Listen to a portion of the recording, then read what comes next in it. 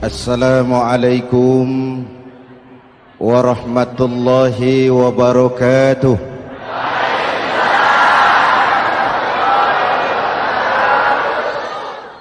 Alhamdulillah wassalatu wassalamu ala Rasulillah Sayyidina Muhammad ibn Abdullah wa ala alihi wa sahbihi wa mawalah, amma ba'du.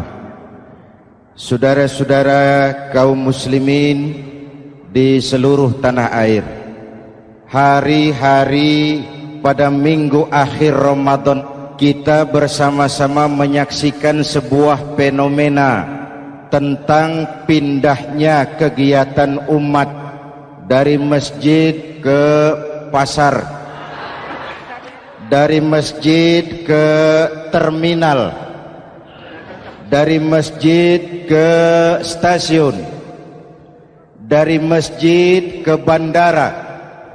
Apa boleh buat, itulah wajah kita. Bahwa lebaran artinya mudik, bahwa lebaran artinya baju baru dan makanan.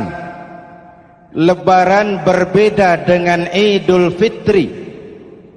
Lebaran adalah tradisi yang setiap kita boleh ikutan.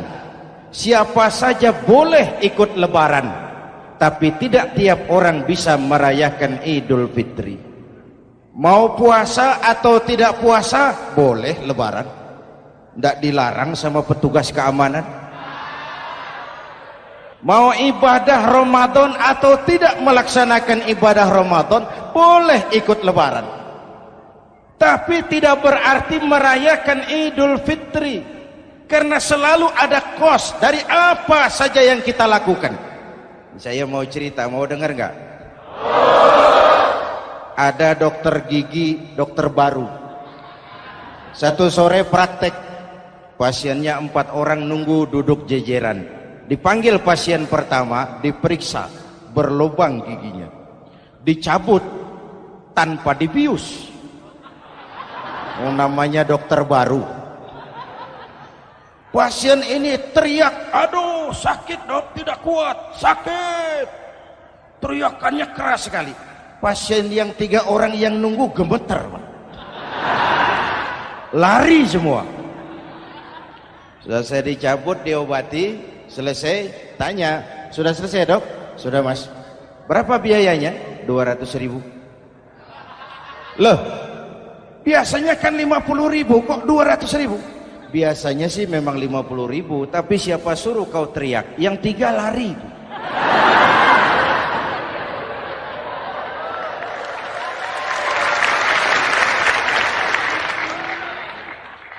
Cerita pendek ini ingin berpesan kepada kita, selalu ada ongkos yang harus kita bayar dari apa saja yang kita lakukan.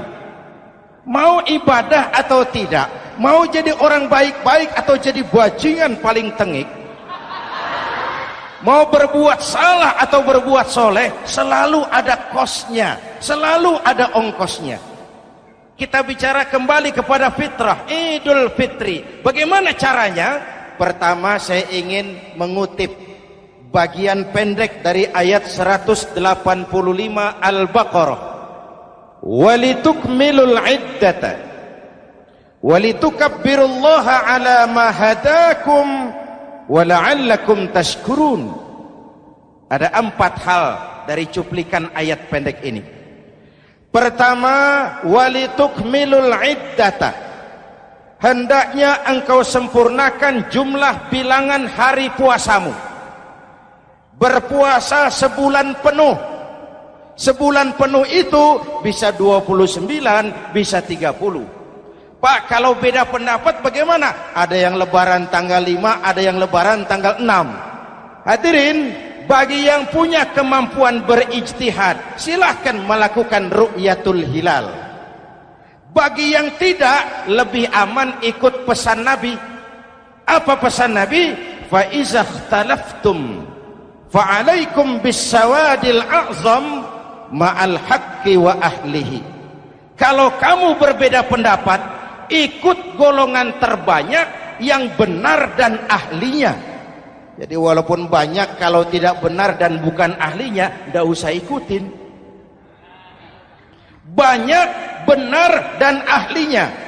Contoh, 100 insinyur berbeda pendapat dengan 10 kiai tentang doa kunut. Yang diikuti pasti 10 kiai, bukan 100 insinyur. Betul? Atau sebaliknya, 10 insinyur berbeda dengan 100 kiai tentang konstruksi jembatan.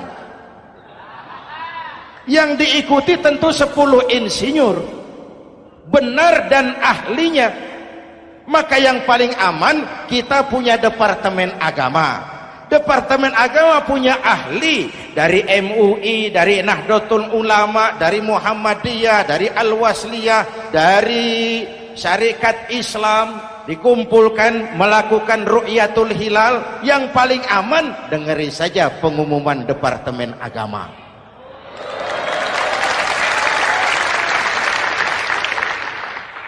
Tapi tetap menghormati mereka yang meyakini 1 Syawal jatuh pada tanggal 5. Beda boleh, marah jangan. Jelas? Saudara boleh suka tempe, tapi jangan menghina orang yang tidak suka tempe. Saudara boleh senang tahu, tapi jangan ngenyek karo wong yang senang tahu.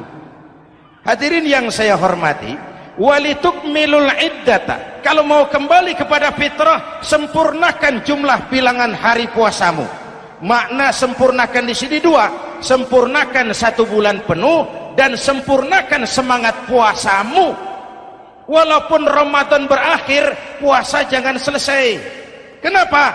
Tangan kita masih tetap terus puasa dari mengambil yang bukan milik kita. Lidah kita walaupun Ramadan sudah selesai tetap berpuasa dari memfitnah dan menggunjing orang lain. Kaki kita walaupun Ramadan sudah selesai tetap puasa dari berjalan ke tempat yang tidak baik. Perut kita tetap berpuasa dari kemasukan barang-barang yang haram. Sempurnakan semangat puasamu. Sikap disiplin, sikap jujur, merasakan kehadiran Allah dekat dalam hidup. Nih contoh ringan.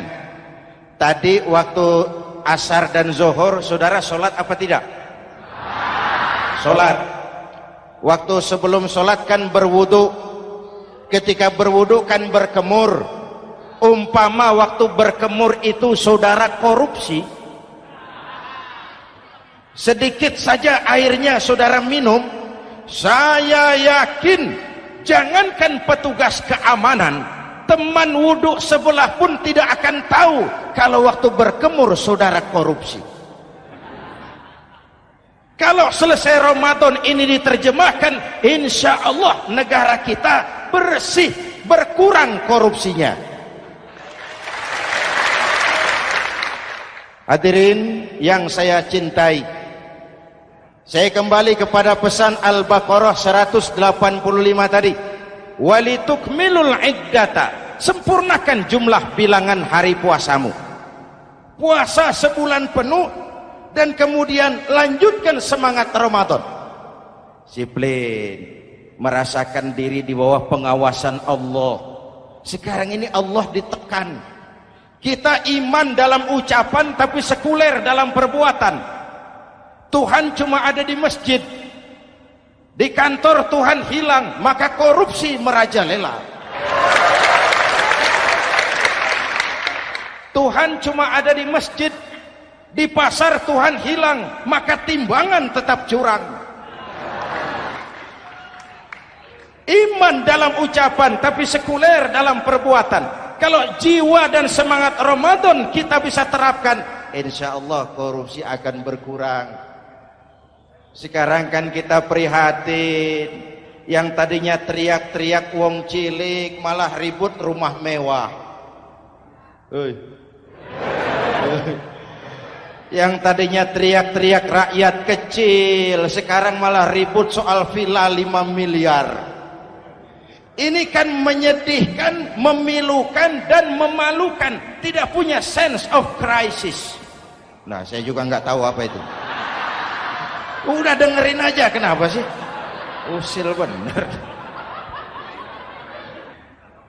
Padahal ekonomi kita masih terpuruk, lapangan kerja sulit,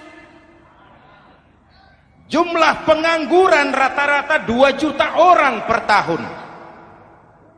Lapangan kerja baru sulit terbuka karena investor, jangankan yang dari luar mau masuk, yang di dalam siap-siap keluar. Terakhir kita dengar Sony, pabrik elektronik besar, mau cabut lagi, pindah invest ke Taiwan, menyusul pabrik silet yang di Ciputat itu. Ketika ditanya apa investasi di Cina lebih murah, tidak, dia bilang lebih mahal, cuma lebih pasti. Di Indonesia murah, cuma mejanya kebanyakan, biaya siluman, namanya siluman gak karu-karuan, keluar uang banyak, urusan tidak pasti, capek. Disahkan undang-undang penyiaran yang justru ditolak oleh masyarakat penyiar sendiri. Industri penyiaran bakal kolaps karena sekarang ini boro-boro mereka industri televisi mau break even point, mau pulang modal, dengan ke depan bisa bangkrut. Akibatnya bisa kita pastikan, jumlah pengangguran makin bertambah. Hadirin yang saya hormati, kita memang setuju jangan terlalu mengadopsi siaran-siaran televisi dari luar, kita harus punya filter.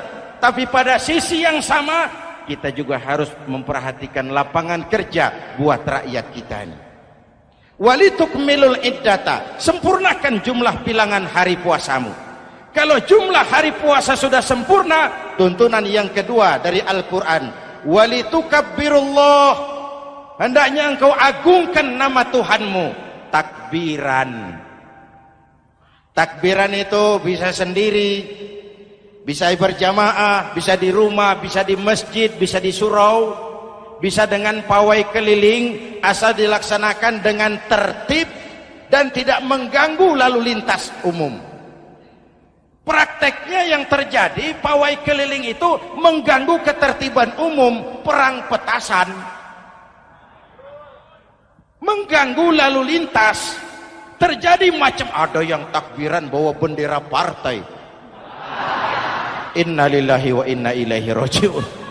Ini takbir politik.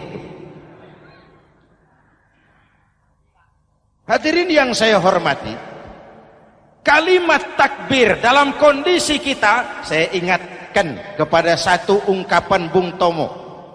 Bung Tomo, pelaku sejarah, tokoh 10 November yang dikenal sebagai Hari Pahlawan, dalam satu pidatonya saya ingat pernah berkata, andai kata tidak ada kalimat takbir, ini ungkapan Bung Tomo, andai kata tidak ada kalimat takbir, saya tidak tahu dengan apa saya harus menggerakkan putra-putra terbaik bangsa untuk bangkit berjuang melawan penjajah.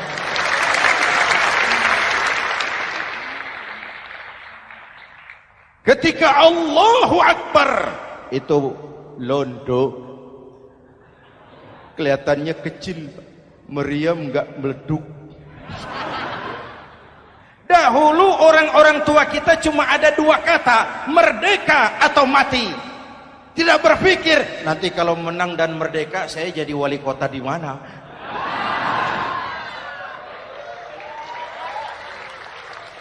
Kalimat takbir, bangsa ini harus bangkit dari keterpurukan. Bangsa ini harus bangkit mengejar ketinggalan-ketinggalannya. Bangsa ini tidak boleh terpuruk terus. Dan semangat takbir harus menjiwai kita. Tidak ada capek dalam perjuangan, tidak ada puas dalam upaya. Keberhasilan cuma pengantar ke arah keberhasilan yang lebih baik lagi. Walitukabbirullah, hendaknya engkau agungkan nama Tuhanmu. Nama Allah menjadi motivasi besar dalam kehidupan kita. Ini pesan Quran Al-Baqarah 185. Pesan kedua, setelah sempurnakan jumlah bilangan hari puasamu, agungkan nama Tuhanmu. Takbiran. Kalimat takbir sendiri kalau kita lihat pada kalimatnya ada kata la ilaha illallah wahdah sadaqa wa'dah wa nasara 'abdah wa a'azza jundah wa hazamal ahzaba wahdah. Tidak ada Tuhan selain Allah, esa, tidak beranak, tidak diperanakan, wahdah, tidak bisa diumpamakan dengan apapun. Sadaqa wa'dah, Allah yang maha menepati janjinya. Wa nasara 'abdah, Allah yang maha menolong hambanya. Kalau bukan kebesaran Allah, berat berjuang Ramadan ini melawan musuh yang tidak nyata. Puasa itu kalau olahraga golep. Benar Pak, kalau tinju lawannya kelihatan. Betul. Sepak bola musuh kelihatan. Bulu tangkis kelihatan. Golf siapa musuhnya? Itulah puasa, menghadapi musuh yang tidak kelihatan. Itu lebih berat daripada perjuangan mengangkat senjata, lebih berat daripada berjuang mengorbankan harta. Tapi kalau di bulan Ramadan saja Rasulullah menang dalam perang Badar, itu harus jadi sumber motivasi. Dengan kalimat takbir, dengan keagungan Allah, bangsa Indonesia harus bangkit dari keterpurukan. Ibu bapak hadirin yang saya hormati, jadi bukan akhir Ramadan lalu sibuk beli baju. Boleh, tapi bukan itu yang utama. Laisal id bilibasin jadid walakinnal id bita'atin yazid. Idul Fitri bukan pakaian baru. Idul Fitri adalah ketaatan yang meningkat, yang telah ditempa, digojlok, digembleng oleh Ramadan. Jadi kalau Ramadan rajin baca Quran, lalu selesai Ramadan sayonara Quran, latihan tidak berhasil. Ramadan rajin ke masjid, selesai Ramadan selesailah ke masjid. Awal Ramadan full house sampai ke halaman, akhir Ramadan cuma imam berdua tikar. Masjid kembali senyap, padahal masjid adalah pusat kegiatan umat. Saudara lihat dari sejarah, ketika hijrah ke Madinah, Rasul singgah di Kuba. Apa yang beliau lakukan? Membangun masjid. Ketika sampai di Madinah, kesibukan pertama beliau apa? Mencari rumah dinas? Bukan. Kesibukan pertama beliau mencari lokasi di mana membangun masjid. Isra dan Mi'raj, perjalanan besar dimulai dari masjid ke masjid. Ini indikasi masjid memang merupakan pusat kegiatan umat. Umat Islam dengan masjid seperti ikan dengan air, tidak boleh pisah. Ada ikan yang tidak betah di air? Ada. Ikan mau modar. Kalau umat sudah mulai menjauhi masjid, jiwanya yang akan mati. Kalau jiwanya mati, jasadnya masih hidup, itu namanya bangkai berjalan.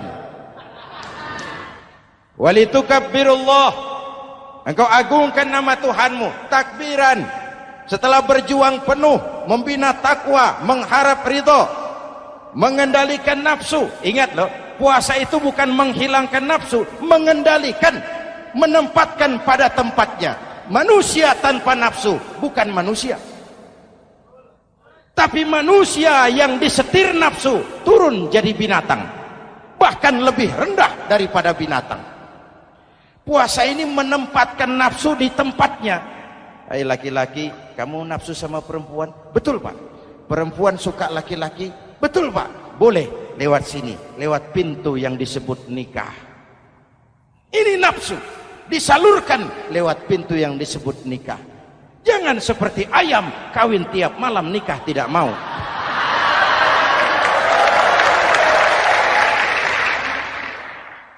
Hai manusia, nafsu kepada materi, kepengen kaya? Iya Pak, boleh. Usaha yang halal, jual beli yang halal. Wa ahallallahu al-bai'a wa harrama riba. Allah halalkan jual beli. Jangan ingin kaya lalu makan renten, ingin kaya lalu korupsi, ingin kaya lalu buka peternakan tuyul. Manusia ingin berkuasa, boleh, tapi tetap punya etika dan moral. Jangan ingin berkuasa lalu fitnah, ingin berkuasa lalu mengadu domba orang, ingin berkuasa lalu menghalalkan segala cara. Puasa menempatkan nafsu pada tempatnya. Manusia yang dikendalikan nafsu lebih puas daripada binatang.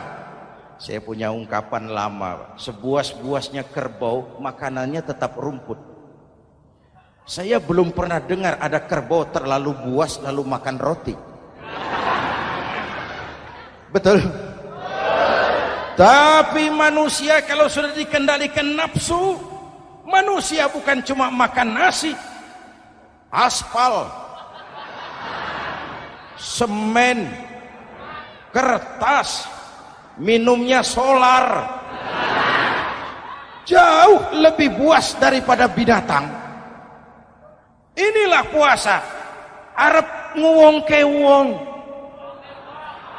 agar manusia itu jadi dirinya, fitrahnya, jangan dikendalikan oleh nafsu. Kita ini sudah diciptakan fi ahsani taqwim. Masya Allah. Hadirin, yang ketiga pesan Al-Baqarah 185 tadi, setelah sempurna jumlah bilangan hari puasa, lalu mengumandangkan takbir, membayar zakat fitrah. Kenapa itu kita lakukan? Mengagungkan nama Allah. Ala ma hadakum. Agungkan nama Allah yang telah memberikan hidayahnya kepadamu. Masya Allah nih, hidayah, kita bersyukur. Hidayah ini hak prerogatif Allah, diberikan kepada siapa saja yang dikehendaki oleh Allah. Kita bisa lihat dalam sejarah, ada anak Nabi tidak mendapat hidayah, tidak terpanggil mengikuti kebenaran yang disampaikan oleh bapaknya, namanya Kan'an, putra Nabi Nuh. Ada ayah Nabi bernama Azar, ayah Nabi Ibrahim, putranya penegak tauhid, ayahnya produsen berhala. Ada istri Nabi, istrinya Nabi Lut, tidak mendapat hidayah, tidak terpanggil mengikuti kebenaran. Lalu Abu Jahal, Abu Lahab, paman Nabi, melihat Nabi, menyaksikan mukjizat, mendengar wahyu, melihat tutur kata Nabi, hidayah tidak datang kepada dia, maka mereka tidak terpanggil mengikuti kebenaran. Kita alhamdulillah keponakan Nabi saja bukan, mendapat yang namanya hidayah ini. Ini harus kita pelihara, kita jaga baik-baik, karena ini merupakan hak prerogatif Allah. Yahdi man yasha, diberikan kepada siapa saja yang dikehendakinya. Hadirin, sembari kita mengambil pelajaran tentang Kan'an yang tidak dapat, putra Nabi Nuh. Ini saya ngambil bagian cerita sejarah. Masih mau dengar? Nabi Nuh diberi umur 950 tahun, berdakwah sepanjang hidup. 800 tahun beliau dakwah, dapat pengikut tidak lebih 80 orang, rata-rata 10 tahun satu. Yang dihadapi ini umat yang kurang ajar, bandel, bajingan, tengik. Kalau diceramahi, telinganya ditutup dengan tangannya. Ini saking kurang ajarnya ini umat. Diberikan dakwah, telinganya ditutup dengan tangan. Nabi Nuh ketika di puncak kesabarannya munajat, ya Rabb, bagaimana Nuh? Siang malam saya berdakwah kepada umat ini, saya sampaikan risalahmu, saya canangkan seruanmu, saya sampaikan ajaranmu. Inni da'autu qaumi lailan wa nahara, siang malam saya berdakwah kepada umat. Wa inni kullama da'autuhum ja'alu asabi'ahum fi adhanihim, tiap kali saya sampaikan dakwah kepada mereka, mereka tutup telinganya dengan tangannya. Saya tidak sanggup menghadapi umat seperti ini, ya Allah. Habis mau kamu bagaimana Nuh? Sikat saja sudah semua ini. Bikin mati saja. Nanti kalau punya anak, anaknya kafir lagi. Lebih baik bapak moyangnya, mbah-mbahnya sikat semua. Rabbi la tazar 'alal ardi minal kafirina dayyara. Jangan disisakan orang kafir. Habisin semua. Itu mau kamu? Iya. Buat kapal Nuh, nanti aku turunkan banjir. Dengan apa saya membuat kapal ya Rabb? Pakai kayu Nuh. Kayunya dari mana ya Rabb? Dari pohon tentu. Pohonnya belum ada ya Rabb. Tanam dulu Nuh. Membuat kapal kayunya nanam pohon dulu. Apa artinya? Perjuangan bukan simsalabim abragadabra.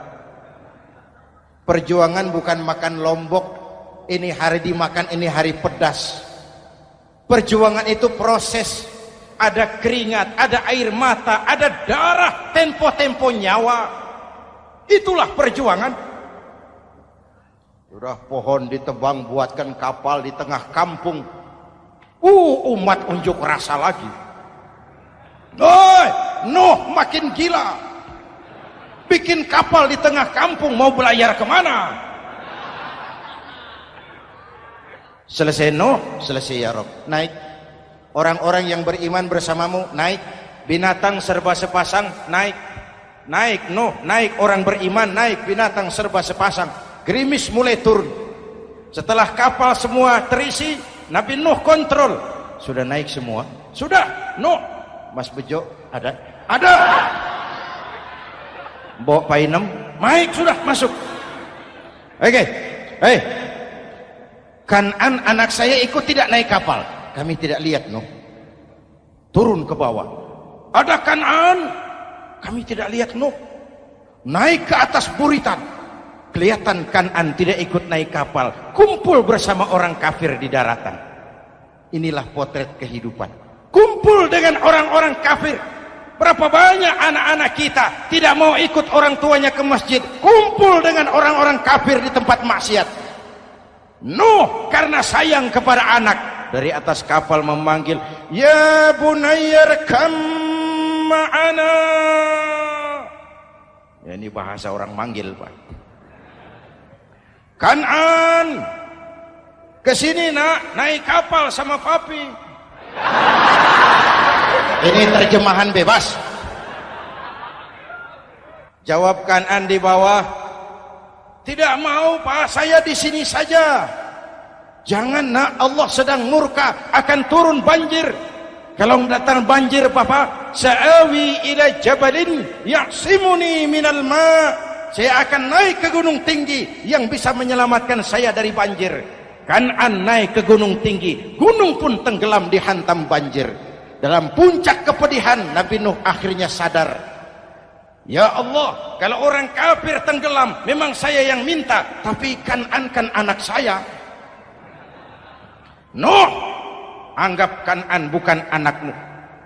Wa innahu amalun ghairu salih. Nuh sadar, akhirnya bilang, ana urid wa anta turid wallahu fa'alun lima yurid. Aku punya kemauan, kau Kanan punya kemauan, Allah juga punya kemauan. Kemauan Allah lah yang akhirnya jadi kenyataan. Nek sekarang juga kita ngadepi musim banjir. Bukan banjir air saja, banjir peradaban-peradaban yang masuk ke negeri kita. Banjir maksiat, banjir munkarot. Kalau kita sudah ke masjid, kita sudah naik kapal. Tolong kontrol anak-anak kita. Tolong kontrol tetangga kita. Ayo naik kapal. Banjir.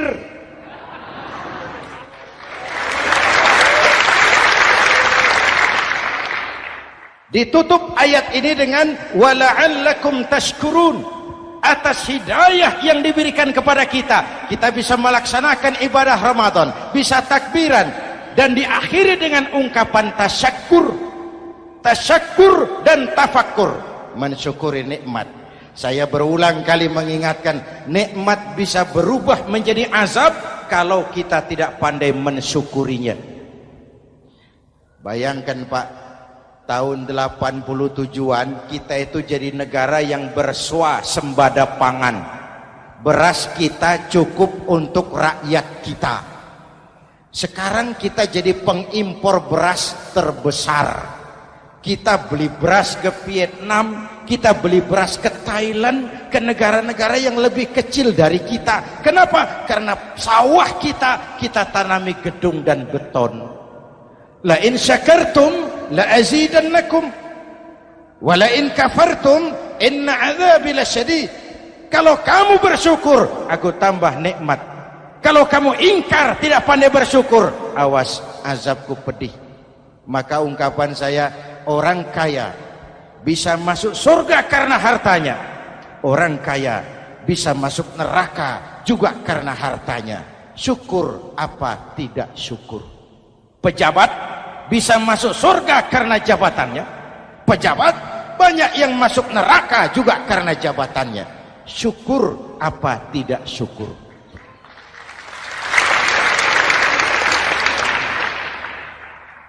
Orang alim, kiai bisa masuk surga karena ilmunya.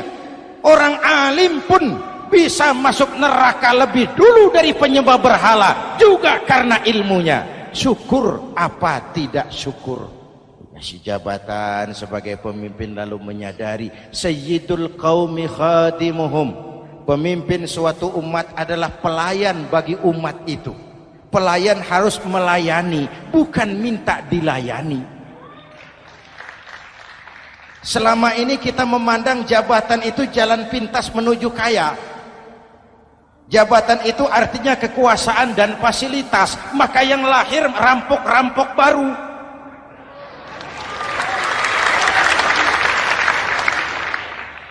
Jabatan adalah alat untuk pengabdian di tengah rakyat yang sedang susah, di tengah negara yang sedang terpuruk. Kita memerlukan pemimpin-pemimpin yang sadar sayyidul qaumi khadimuhum. Pemimpin suatu kaum adalah pelayan bagi kaum itu sendiri. Ibu bapak hadirin yang saya hormati, dengan mensyukuri itu maka makna Idul Fitri meresap kembali kepada fitrah kita sebagai manusia. Fitrah kesucian.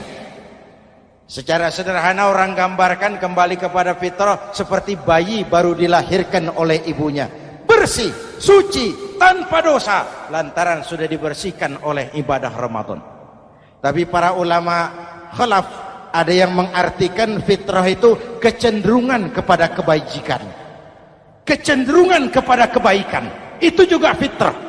Kembali kepada fitrah manusia, kecenderungan untuk berbuat baik. Kita lahir bayi tidak punya dosa, betul? Tidak ada dosa warisan dalam Islam. Kalau harta warisan ada, dosa warisan tidak. Karena itu dalam Islam juga tidak ada penebusan dosa. Kalau dosa bisa ditebus dengan uang, tentu Menteri Keuangan nomor 1 masuk surga.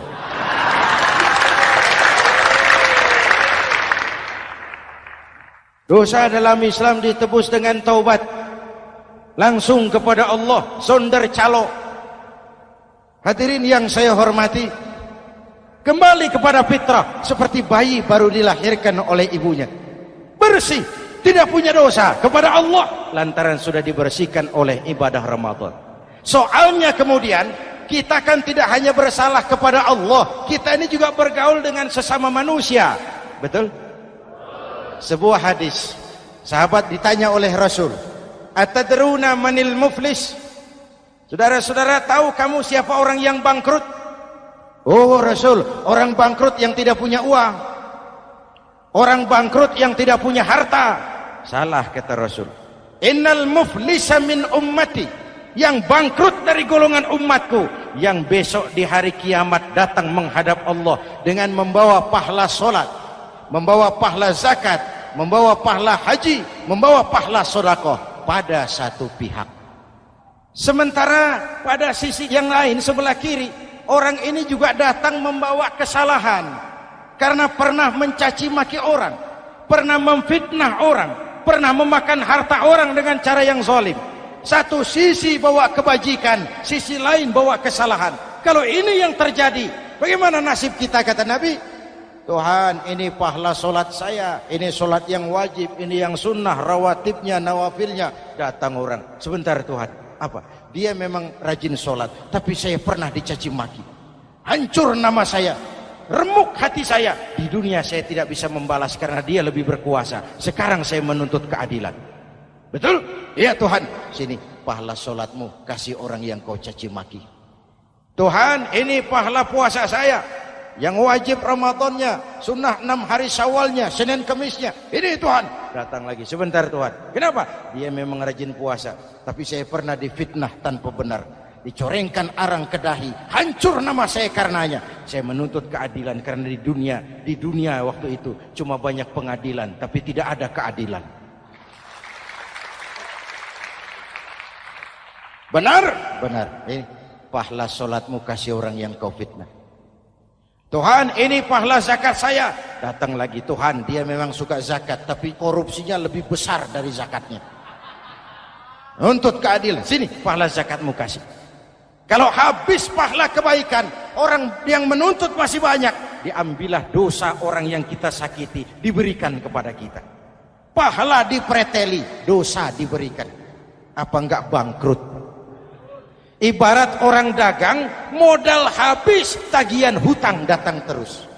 Kenapa? Orang ini cuma baik hubungannya kepada Allah, tapi tidak baik hubungannya dengan sesama manusia.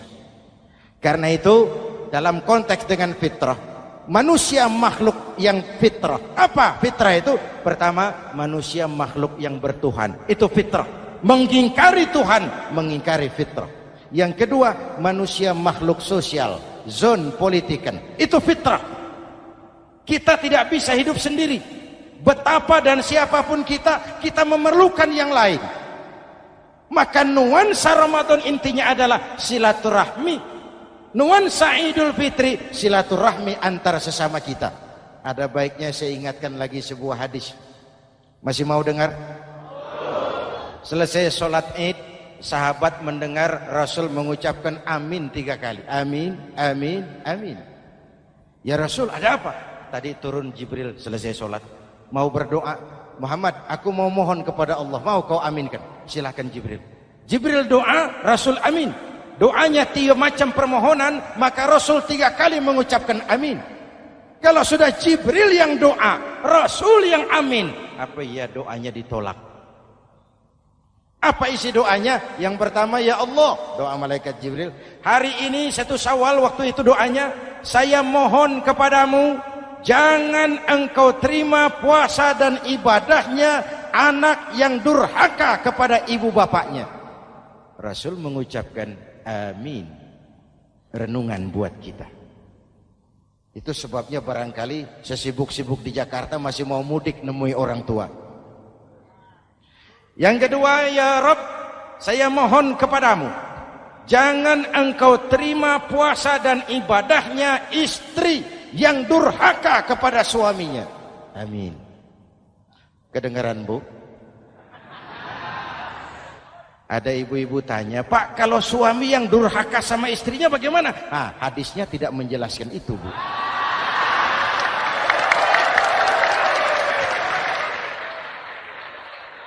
Lo menang sendiri. Yang jelas suami itu presiden rumah tangga, dimintakan tanggung jawab tentang istrinya. Nah istri swargo manut neraka kadut. Ketika pulang Isra Mi'raj saja Rasul bercerita, aku diperlihatkan neraka. Neraka ya Rasul? Iya. Lalu aku lihat isinya kok kebanyakan perempuan. Perempuan. Laki bagaimana? Laki juga tidak sedikit. Cuma kebanyakan perempuan. Ya Rasul, apa mereka tidak sholat? Sholat.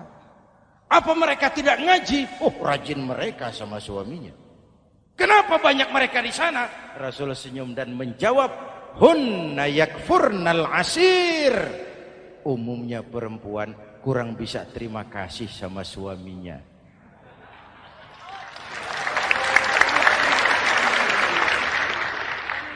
Ini penyakit turunan. Oi, ngaku oi. Lalu yang ketiga, ya Allah, hari ini saya mohon kepadamu, jangan engkau terima puasa dan ibadahnya muslim yang tidak mau memaafkan sesama saudaranya muslim. Memaafkan lebih berat daripada meminta maaf, tapi memberi maaf lebih mulia daripada meminta maaf. Inilah nuansa mengembalikan semangat saling menghargai, saling mencintai, keutuhan, kerukunan, dan kedamaian. Sudah capek kita rakyat dengan konflik. Sudah capek kita dengan mengedepankan perbedaan dan bukan persamaan. Sudah waktunya kita berbeda tapi tetap bergandengan, tetap bersama menyongsong hari esok yang lebih baik. Mintalah ridho ibu bapak, suami kepada istri, istri kepada suami, dan memaafkan sesama saudara muslim sehingga kita benar-benar kembali kepada fitrah. Terima kasih dan mohon maaf, semoga ada manfaatnya. Usikum wa nafsi bitaqwallah. Wassalamualaikum warahmatullahi wabarakatuh.